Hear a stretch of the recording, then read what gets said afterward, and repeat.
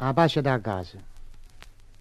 Questo è un inno all'amore, un inno alle cose semplici, alle cose belle di tutti i giorni che dovrebbero unire due persone che veramente si amano e si vogliono bene. La pace da casa. Io sì ti voglio bene. Cadendo a casa mia ti aspetta per padrone, non già per cameriere. Io non so come chi le catena una moglie per farsela per i panni, cos'era la biancheria. Pago manna a bacchetta inserrata di mise sane, chiamandolo così, come una cacciottella. Catane sono contento, quando figliola è bella la fanno uno straccio, secco, con le calle in mano. Io sì ti voglio bene. Cucina mi sciapita, rau pigliata sotto, brore senza mazzette, che fa? Se è senza sale ti pensi che io ci metto, perché? Mangiando insieme tutto è più saporito.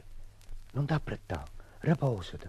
Quando hai pigliato l'uso tu fai oliette e basta. Sempre, tutte le mattine. Tu hai a stendere il lenzuolo, tu hai a sbattere le cucine.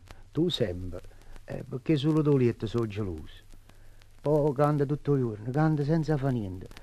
Vogliomi solo bene perché ti voglio bene. Io non sono un marito che la sera quando viene trovo con mala grazia che tutto è malamente. Io voglio appena traso contarti tale e quale quello che mi è successo, quello che ha già passato, l'amico che ha già visto, quando è che ha già buscato.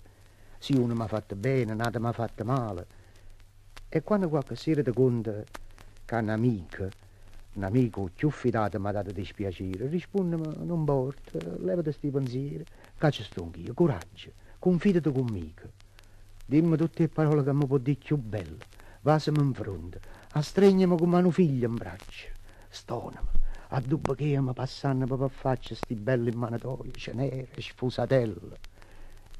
E come che sto luogo succede tutte le sere, l'amici sono tanti i cristiani, non t'apprettare, riposati, fammi trovare sti mani cenere e sfusatelle, sempre così cenere.